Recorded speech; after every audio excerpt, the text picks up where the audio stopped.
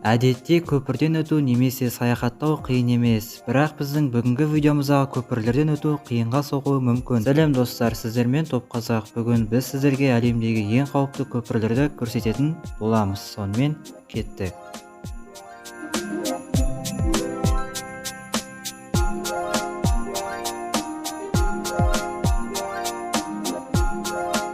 Пәкістанда орналасқан Алам көпірі. Бұл көпір әлемдегі ең қорқынышты көпірлердің бірі. Көпірдің ұзындығы 300 метр. Және де бұл көпір ағаш және темірден жасалған. Бұл көпірден өтетін көліктің салмағы 20 тоннадан аспауы керек. Және де жылдамдықты асырмауы керек. Бір кездері осы көпірде келе жатқан жүк көлігі көпірге кептеліп қалып, жолаушылардың барлығы жаяу жүруге мәжбүр болыпты. Колорадода орналасқан Роял Гордж көпірі. Бұл көпірдің ұзындығы 400 метр, ал биіктігі 300 метр. Жалпы бұл көпірден сіз өте алмауыңыз мүмкін, өйткені бұл көпір желдің кесірінен қозғалып тұрады. Айтпақшы, бұл көпірді салуға 7 ай және $350 мың кеткен екен. Сондықтан бұл көпір әлемдегі ең биік көпірлердің бірі болып саналады. Швейцарияда орналасқан Титлис тауы. Таудың жанындағы көпірдің ұзындығы 100 метр, ал ені 1 метр. Егер сіз осы көпірден өтетін болсаңыз, өзіңізді 7 қабатты ғимараттың үстінде жүргендей сезінесіз. Және туристер мұнда ерекше әсер алу үшін келеді. Жалпы сіз осы көпірден өтсеңіз, сіздің алдыңыздан керемет туннель шығады.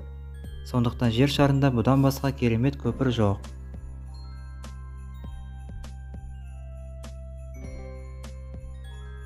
Мексикада орналасқан Пуэнте де Ахуэла. Кешіріңіздер, аты осындай енді. Бұл көпірдің биіктігі 100 метр. Және де бұл көпір ескі қалашыққа апарады.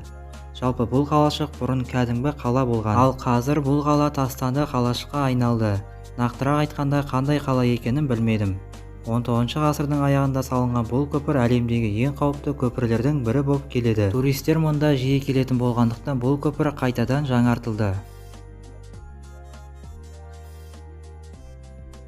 Кеком Кенепи Уок көпірі. Атауы қиын енді.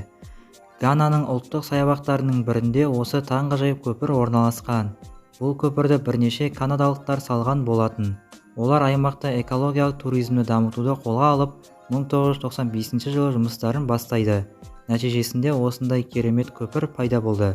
Айтпақшы, бұл көпірдің биіктігі 50 метр, ал ұзындығы 300 метр.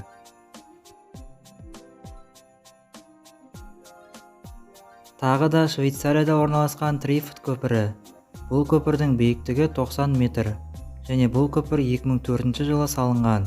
Бірақ шағымдар түскен соң бұл көпір 5 жылдан кейін қайтадан жаңартылды. Егер сіз осы көпірден өтсеңіз, керемет көріністің куәгері боласыз.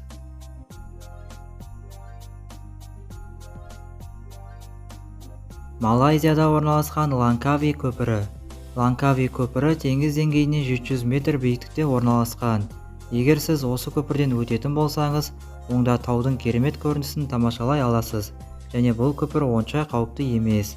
Бірақ көпір таудың үстінде болғандықтан қатты жел соғуы мүмкін.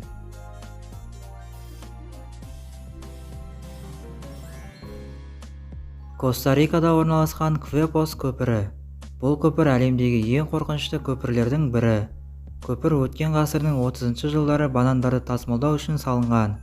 Көптеген жылдар бойы бұл көпір өлім көпірі және сондай-ақ менің құдайым деп аталған болатын. Менің ойымша, осы көпірден өткен адамдар осы сиқырлы сөздерді айтқан екен. Және бұл көпірден көліктер тек бір бағытта жүре алады. Жалпы шыны керек, бұл көпір онша жағымды емес. Францияда орналасқан Игюю-дю-Миди көпірі. Егер сіз биіктіктен қорқатын болсаңыз, онда бұл көпір сізге арналмаған. Бірақ сіз осы көпірден өтетін болсаңыз, онда Қаратауды және Еуропаның ең биік шыңын көре аласыз. Сібірдегі Витим өзені арқылы өтетін көпір. Бұл көпір бүгінгі видеомыздағы топ 1 орындағы ең қауіпті көпір болып саналады. Бұл көпір негізі бұрын теміржол болған. Кейіннен уақыт өте келе жоба қысқартылып, көпір құлай бастаған. Ал қазіргі уақытта бұл көпір ешкімге тиесілі емес. Сондықтан бұл көпірде қоршаулар жоқ, және бұл көпірде көлікпен жүру мүмкін емес. Айтпақшы, көпірдің ұзындығы 570 метр, ал биіктігі небәрі 15 метр.